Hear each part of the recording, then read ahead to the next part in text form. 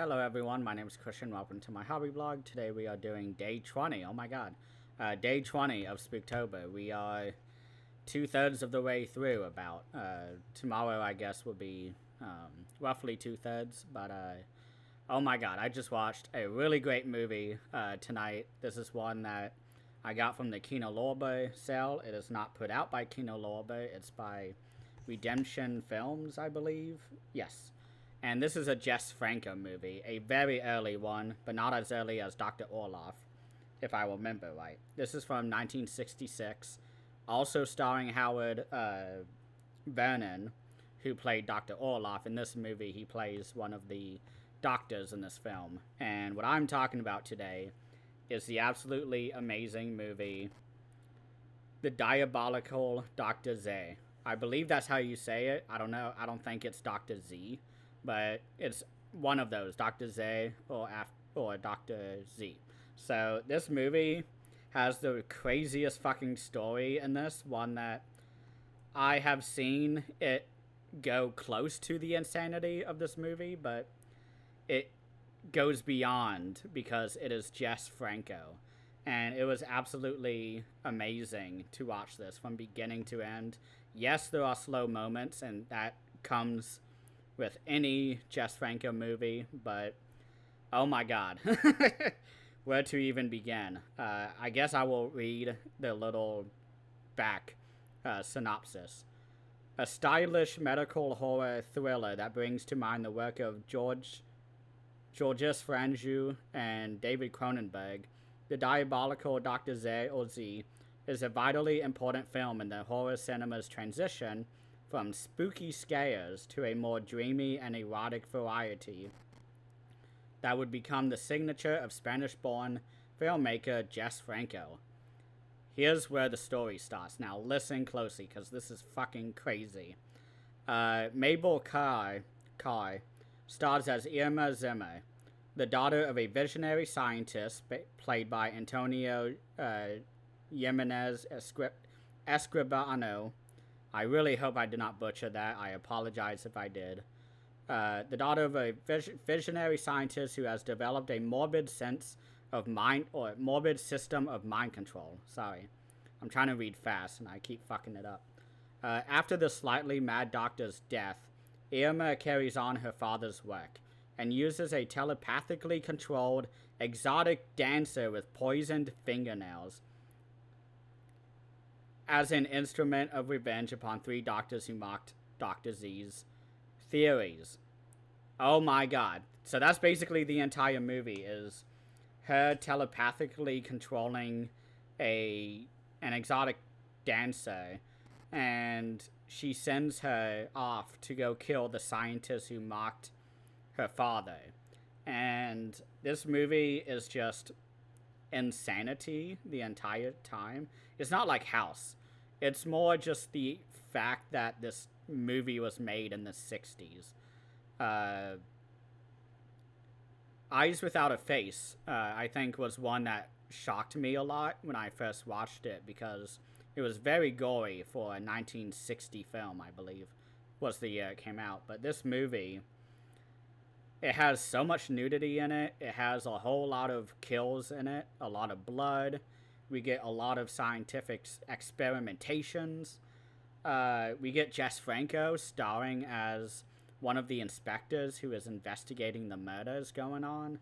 We have sort of like a brain-dead assistant, kind of like a Frankenstein's assistant, who goes and collects these different people and tries to sort of find the perfect victim for this woman's telepathic experimentation, because through the first 30 minutes it's all set up for the rest of the hour. And this is actually a pretty short movie, an hour and 26 minutes, I believe. 27 minutes, I apologize. But oh my god, I felt like this was a 5-minute movie. That's kind of how quick this movie went by. We get a lot of kitties in this movie, which I was very happy about, because I love kittens and cats and all of them. And they're actually somewhat important for the movie because the kittens are sort of one of the victims' kind of responsibility. It's really hard to explain, but cats kind of help the plot go along. But yeah, this movie is just so atmospheric too. We have a lot of people wandering around the village that these kills are happening, and there's heavy clouds of fog.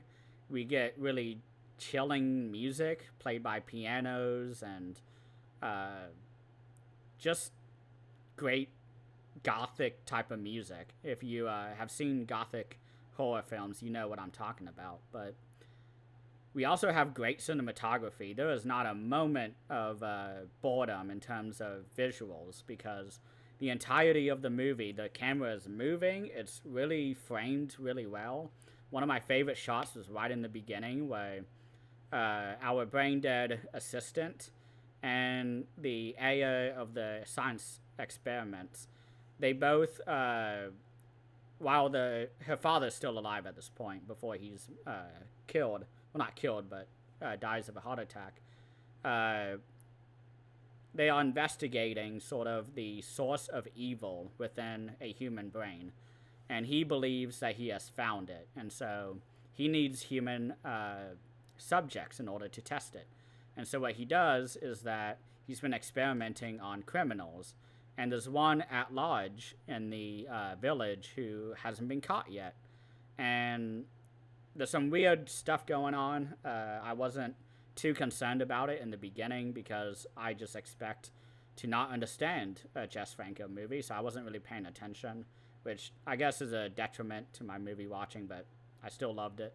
The killer ends up on the doorstep, and so the daughter and the assistant go and grab him and bring him inside. And as they're bringing them in, the camera is following behind on a dolly, and it's following, and they go off frame, and it goes right up to the doctor who's sitting there just kind of in his wheelchair.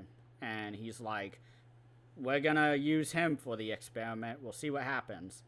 And from there, they test, and she and her father go to a conference where they see the 3 different doctors that she will eventually be sending a telepathic stripper to go kill and to hunt them and to fuck with them, because there's a few scenes where they're not necessarily successful in killing them, but it doesn't matter because it's all amazing. It's all really well shot, well lit. There's some really great lighting throughout the scenes where they capture one of the women in a movie theater, and they're actually using lights to sort of slowly herd her through the theater.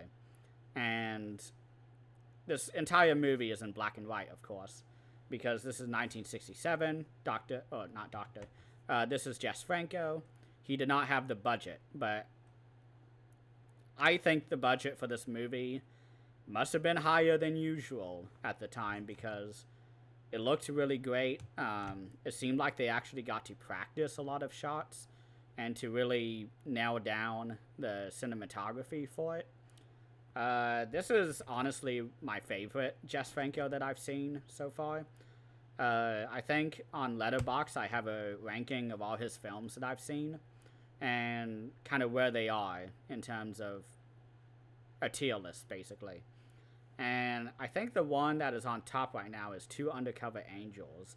And I love that movie. I loved it a lot. But this one, I think, is the most competent, the most just best film that he has made. I really love the bizarreness of Two Undercover Angels, but this one was so straightforward. And it had the really weird Jess Franco stuff. Of course, the entire story of it, of telepathically controlling an exotic dancer to go kill people who your father hated. Cool. I love this movie. There's really not much else to talk about. I highly recommend everyone to see this. The special features is really low. I did not go into any of them. All there is a audio commentary by Tim Lucas, who wrote one of the books all about Jess Franco called Obsession, the films of Jess Franco. But oh my god, this movie shocked me. Because I was ready, because I haven't heard many things about his early films. I know mostly him in the 70s, and all his weird erotic horror films, and even to the 80s. So I'm full in. I'm a full Francophile, as they say. I'm a huge fan now of Jess Franco. And also, one quick thing is that there's a shot here that you can kind of see my fingers over, where the exotic dancer that they recruit to go kill the men, her name is Miss Death. And her intro scene is absolutely amazing, because she has a pretty well-dressed gentleman sitting on a chair, and she is on the ground, and all around her are spider webs. Like, they just painted a spider web on the ground, or used, I don't know, duct tape, something. But they made a big spider web, and she was a spider, and she was crawling, and it was a total Jess Franco sequence. It reminded me of the dance sequence in what is it called? Two Undercover Angels. This awesome whatever it's called, dance sequence, where the woman is dancing, and it has a really great soundtrack, really great lighting. But oh my god. This movie was absolutely amazing, and I can't wait to rewatch it with the audio commentary, because holy shit, I was blown away by it. I am very happy that I'm still finding really great movies this late in the month, because last year I was totally burnt out on Spooktober. So, okay, that is all for today. Thank you all so much for watching, and please comment. Let me know if you've seen this Jess Franco movie, and if so, let me know what you think. I would love to have a conversation about this. Have a great rest of the evening.